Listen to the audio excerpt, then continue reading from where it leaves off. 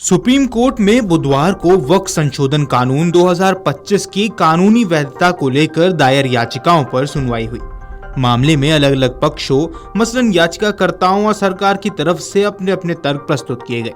वहीं कोर्ट ने भी इस मामले में कई सवाल किए और टिप्पणी के माध्यम से इसे अपना रुख सामने रखा। ऐसे में यहाँ जानना अहम है कि वक्फ संशोधन कानून को लेकर आखिर विवाद क्या है।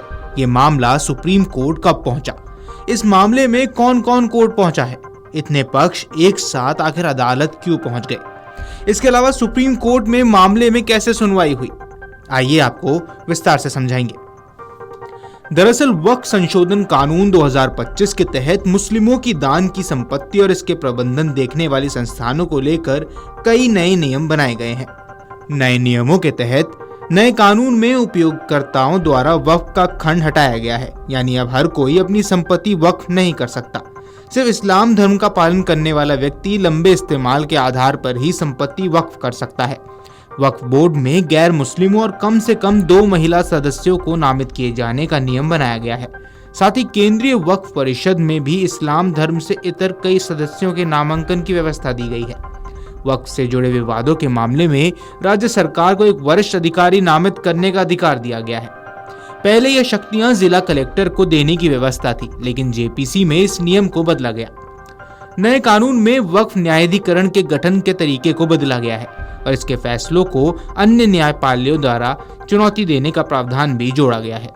वक्फ कानून के लागू होने के 6 महीने के अंदर हर वक्फ संपत्ति की जानकारी सेंट्रल डेटाबेस में देनी जरूरी है।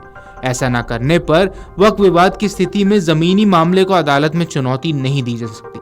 आइए अब एक बार टाइमलाइन पर नजर दौड़ाते हैं कि आखिर अब तक क्या कुछ हुआ है। 3 अप्रैल 2025 को वक्फ संशोधन विधेयक 2025 लोकसभा में 288 से 232 वोटों के अंतर से पास होता है। 4 अप्रैल 2025 को राज्यसभा में विधेयक के समर्थन में 128 और विरोध में 95 सांसदों ने वोट किया। इसी दिन AIMIM के ओवैसी और कांग्रेस के मोहम्मद जावेद सुप्रीम कोर्ट पहुंच गए।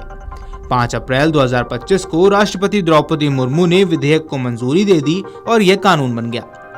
7 अप्रैल 2025 को कई और याचिकाकर्ताओं ने सुप्रीम कोर्ट में याचिका डाल दी। मामले पर जल्द से जल्द सुनवाई की मांग भी रख दी गई। CJI के नेतृत्व वाली बेंच ने जमीयत उलेमाए हिंद के वकील कपिल सिब्बल को याचिका लिस्ट करने का भरोसा दिया। 8 अप्रैल 2025 केंद्र सरकार ने वक्फ संशोधन कानून को नोटिफाई किया और कानून के तौर पर लागू कर दिया। केंद्र ने सर्वोच्च न्यायालय में कैविएट दाखिल की और किसी भी फैसले से पहले सुनवाई की मांग की। 10 अप्रैल 2025 को सुप्रीम कोर्ट ने सुनवाई की तारीख 16 अप्रैल तय की। इसके लिए 3 सदस्यीय पीठ का भी ऐलान किया गया। 14 अप्रैल 2025 को भारत कम्युनिस्ट पार्टी यानी भाकपा भी मामले में याचिकाकर्ता बन गई। भाजपा शासित राज्य भी एक एक कर पक्षधार बने। सुप्रीम कोर्ट के मामले में 72 याचिकाएं दायर हुई थी।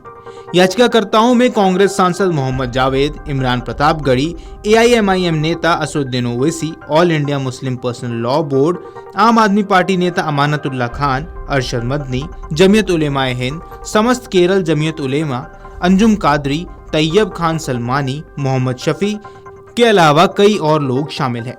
इनके अलावा वकील हरिशंकर जैन और मणि मुंजल नाम ने याचिकाकर्ताओं के अलग याचिका देकर कानून को कई भागों में चुनौती दी और इन्हें मौलिक अधिकारों का उल्लंघन करने वाला बता दिया। कोर्ट में जवाब देने के लिए केंद्र सरकार के अलावा भाजपा शासित 7 राज्यों ने याचिका दायर की थी। इनमें हरियाणा, महाराष्ट्र, मध्य प्रदेश, राजस्थान, महाराष्ट्र, छत्तीसगढ़, उत्तराखंड और असम शामिल हैं। इन राज्यों ने वक्फ संपत्तियों के लिए सुधारवादी प्रबंधन के लिए कानून को जरूरी करार दिया। इन्होंने वक्फ संपत्तियों के अपूर्ण सर्वे और खराब अकाउंटिंग के साथ वक्फ न्यायाधिकरण में लंबित मामलों का भी हवाला दिया। सुप्रीम कोर्ट में फिलहाल इस मामले में सुनवाई 3 जजों की बेंच कर रही है। इनमें chief justice Sanjeev Khanna, justice Sanjay Kumar और जस्टिस KV विश्वनाथन शामिल हैं। याचिकाकर्ताओं की दलील है कि वक्फ संशोधन कानून मुस्लिमों को मिले संवैधानिक अधिकारों का उल्लंघन करता है, साथ ही वक्फ बोर्ड की स्वायत्तता को भी कमजोर करता है।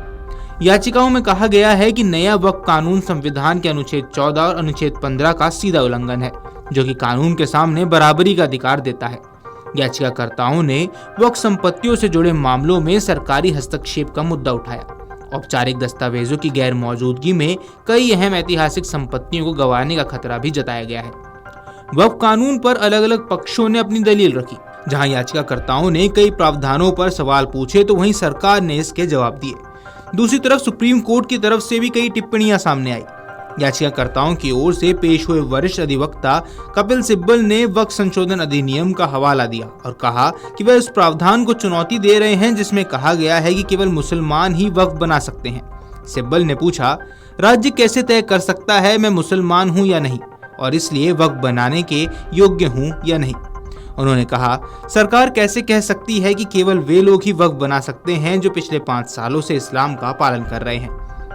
कपिल सिब्बल ने आगे कहा कि सेंट्रल वक्फ काउंसिल 1995 के तहत बोर्ड में सभी मुस्लिम होते थे। हिंदू और सिख बोर्ड में भी सभी सदस्य हिंदू और सिख ही होते हैं। नए वक्फ संशोधित अधिनियम में विशेष सदस्यों के नाम पर गैर मुस्लिमों को जगह दी गई है। यह नया कानून अधिकारों का सीधा उल्लंघन है।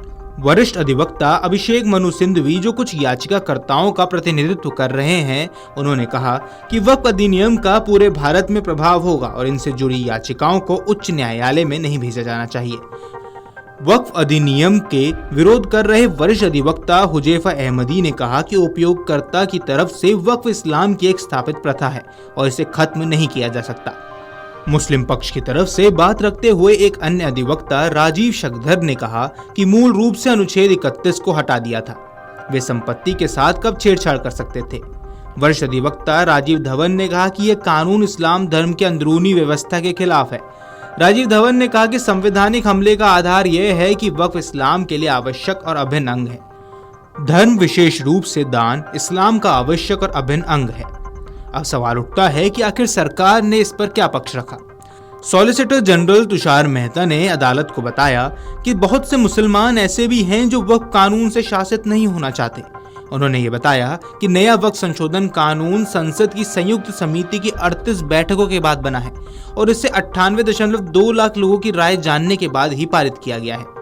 इस सुनवाई के दौरान सुप्रीम कोर्ट ने केंद्र सरकार से पूछा, क्या आप हिंदू धार्मिक ट्रस्टों में मुसलमानों को भी शामिल करेंगे? अगर हाँ तो खुलकर कहिए। कोर्ट ने यह भी कहा कि अगर कोई संपत्ति 100-200 साल पहले वक्फ घोषित हुई है तो उसे अब अचानक से बदला नहीं जा सकता। आप इतिहास को दोबारा नहीं लिख सकते। सुप्रीम कोर्ट ने एक और अहम बात कही कि वक्फ बोर्ड और सेंट्रल वक्फ काउंसिल के सभी सदस्य मुस्लिम ही होंगे। सिर्फ जो पदेन सदस्य हैं वो किसी भी धर्म के हो सकते हैं। गौरतलब है कि सरकार ने अब अपना पक्ष रखने के लिए समय मांगा है, जिस कारण एक बार फिर से इस पर सुनवाई की जाएगी। अगर आप ये वीडियो YouTube पर देख रहे हैं तो हमारे चैनल को सब्सक्राइब कर बेल आइकन दबाएं और Facebook पर देख रहे हैं तो हमारे पेज को लाइक करें। 8 मिलियन प्लस सब्सक्राइबर, आपके इस भरोसे के लिए बहुत धन्यवाद।